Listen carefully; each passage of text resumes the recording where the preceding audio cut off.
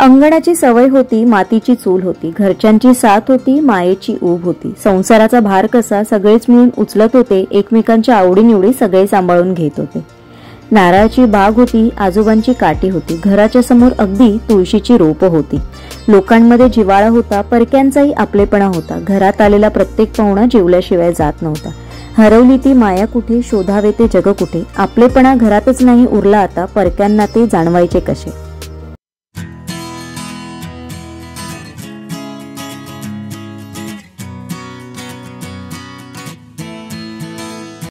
नमस्कार, शुभ सकाळ. सुंदर अशा दिवसाच्या सुंदर अशा शुभेच्छा. मी प्राजक्ता आपल्या एका नवीन ब्लॉग मध्ये तुमच्या सगळ्यांचं खूप मनापासून स्वागत करते.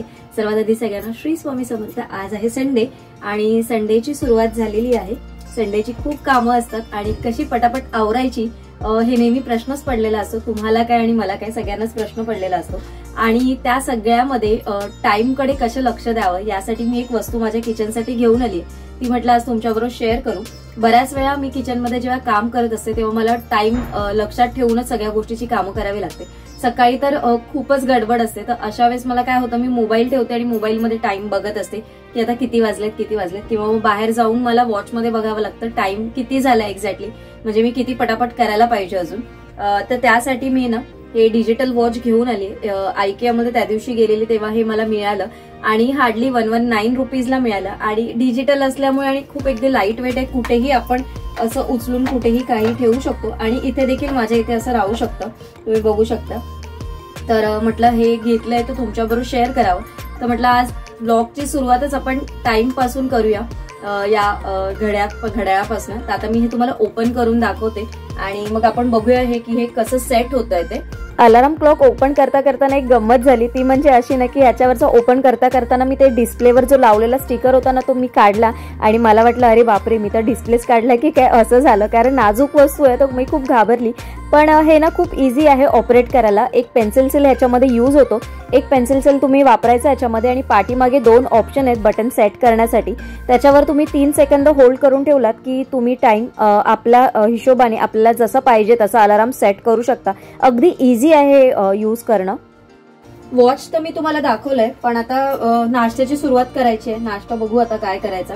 इडली डोश्याचं बॅटर आहे पण ते मी फ्रीजमध्ये ठेवलंय, तर नाश्त्यासाठी नाही वापरणार आहे. रात्री मी भात ठेवते. भात जरा रात्री जास्तच उरलेला, मग तो असाच ठेवते, तुम्हाला माहिती आहे मी. तर हे साईडला ठेवते.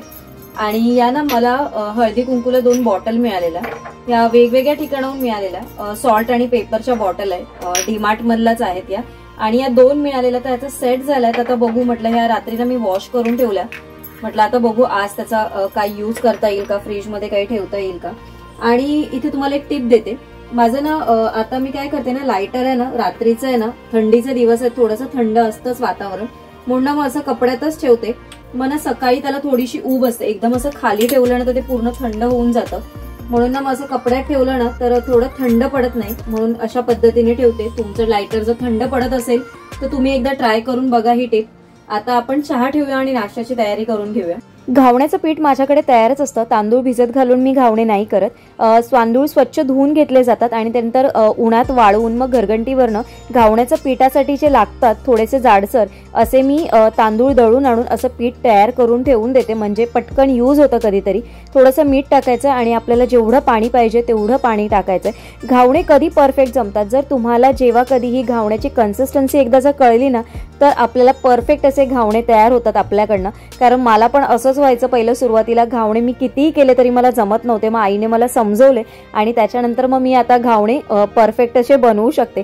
जर आपण भिड्याचा तवा वापरला ना तर अजून खूप छान असे घावणे येतात. पण आता भिड्याचा तवा नाहीये, पण नॉनस्टिकचा पॅनचा वापर करून खूप छान असे येतात. आणि तवा ना एकदम व्यवस्थित गरम पाहिजे. जर पॅन गरम नसेल ना तर घावणे अजिबात निघणार नाहीत. खाली ना ते पॅनला चिटकले जातात. एका साईडला मी चहा देखील गरम करायला ठेवलाय मिस्टरांसाठी. मी ऍक्च्युली चटणी करणार होती, पहिला विचार केलेला, पण नंतर मी म्हटलं की चटणी नको, म्हणून मग त्यांना एका साईडला चहा ठेवलाय मी आणि चहा आणि घावणे असा गरम गरम नाश्ता असा त्यांच्यासाठी तयार केलाय. घावणे असले ना की त्यांना ना असा पेल्यातनं चहा लागतो, म्हणजे त्यांना असं वाटतं एक काय वेगळंच असं खाण्याचं फिलिंग येतं. मग त्यांच्यासाठी इथे मी घावणे करून देत होते त्यांना एक एक गरम असे, आणि चहा देखील केलेला. आता ह्याच्यानंतर आहे ना घावणे केले ना की एकच प्रॉब्लेम होतो ना, किचन खूप खराब होऊन जातं कारण सगळीकडे ना तेलकट उडालेलं असतं. तर मला ते तसंच अजिबात आवडत नाही आणि नंतर मग मी वाटप देखील वगैरे पण करायचं होतं मला, तर खूप अजून मग तेलकट झालं असतं किचन. म्हणून मी ना हे असं जे लिक्विड DIY लिक्विड घरीच तयार केलेलं आहे. या लिक्विडमध्ये काय आहे ते मी नाईट किचनचा जो आपला किचन नाईट क्लिनिंगचा व्लॉग आहे त्याच्यामध्ये सांगितलेलं आहे डिटेलमध्ये कशापासून मी हे बनवलेलं आहे.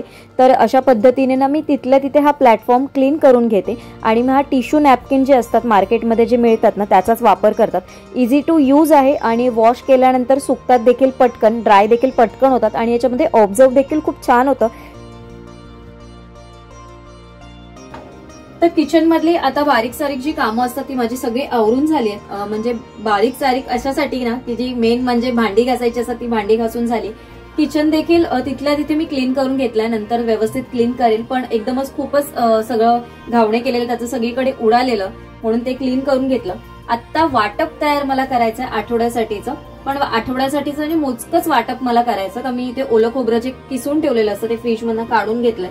सुकं खोबरं ऑलरेडी आहे, तर ते कांदा खोबऱ्याचं वाटप पहिले तयार करायचं. त्याच्यानंतर अजून एक काम आहे ना, तर आता मी बघते पहिला फ्रीज मध्ये माझ्याकडे काय आहे, कारण ह्या बॉटल अशा आहेत ना की इथे तिथे ठेवल्या तर पटकन हात लागला तर फुटला बिटला तर टेन्शन, आणि छोट्याशाच आहेत. तर मी आता बघते फ्रीज मध्ये, ठरवते की ह्याच्यामध्ये काही ठेवू शकतो का आपण, आणि मग त्या हिशोबाने मग याच्यात काहीतरी भरते. कारण मग इथे किचन वरती हे तर नकोच आहेत मला, कारण काचेचे आहेत, पटकन मी नसताना कोणी पटकन हात वगैरे लागल्यानंतर फुटून जाते.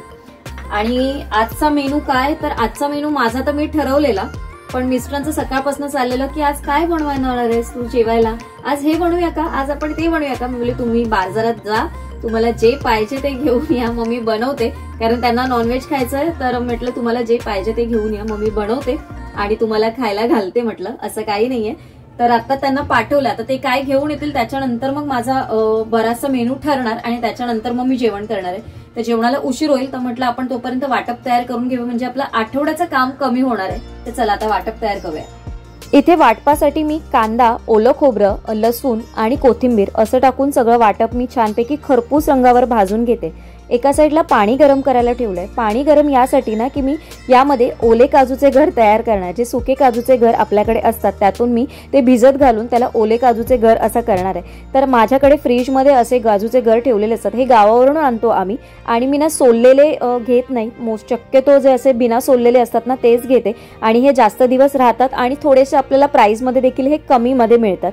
तर अशा पद्धतीने फ्रीजमधनं काढून घेतले आणि छानपैकी सोलून घेतले.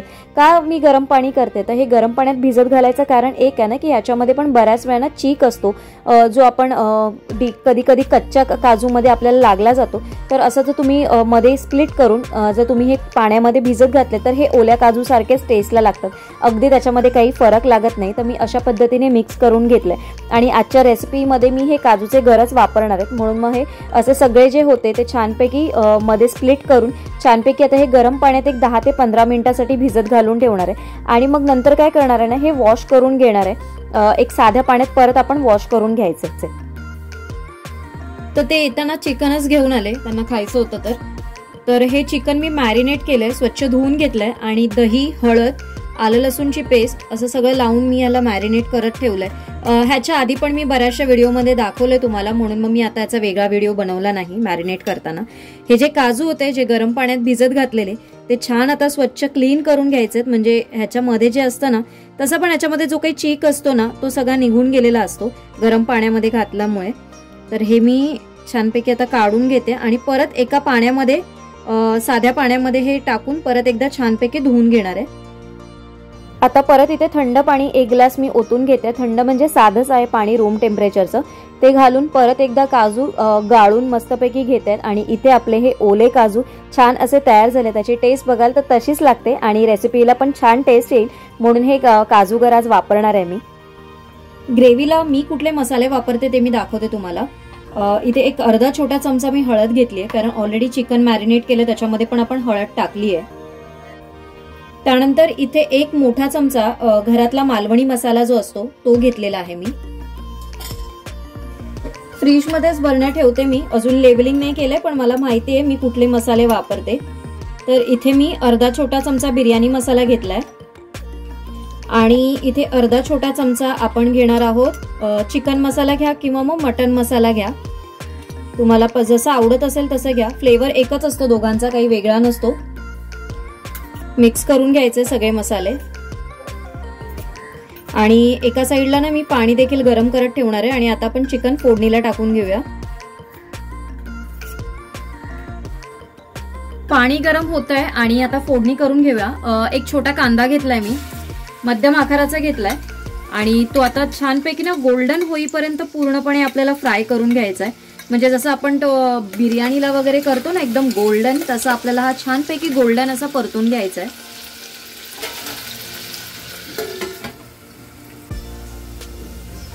कांदा ब्राऊन होत येतोय, आता ह्याच्यामध्ये छानपैकी कोथिंबीर टाकायची। कोथिंबीर ना मला प्रत्येक जेवणामध्ये ना खूप आवडते, त्याची ना एक टेस्ट खूप छानच येते आणि जेव्हा ती अशी तेलामध्ये तडतडते ना तेव्हाच त्याचा एक स्मेल असतो ना, खूप छान असा सुगंध येत असतो। आता हे आपलं झालंय आणि जास्त आता मसाला आपल्याला टाकायचा आहे, जास्त करपवून नाही घ्यायचा आहे, पटकन आपल्याला असं छानपैकी मिक्स करून घ्यायचं आहे आणि यामध्येच ना मी आता चिकन ट्रान्सफर करून घेणार आहे।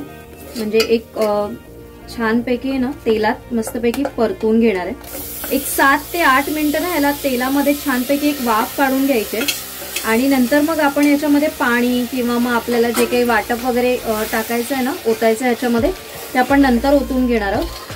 पण ना हे परतून घ्यायचं आणि छानपैकी ना याला वाफ काढून घ्यायची 7 ते 8 मिनिटासाठी। 7 ते 8 मिनिटांनंतर चिकनला छान अशी वाफ आली आणि आता आपण याच्यामध्ये उरलेले काजूचे गर, उरलेले यासाठी कारण थोडेसे काजू गर मी वाटपात टाकून मी वाटप तयार करून घेतलंय। आता वाटप पण ओतून घेते आणि यामध्येच परत एकदा 7 ते 8 मिनिटासाठी आपल्याला मिक्स करून वाफ काढून घ्यायची।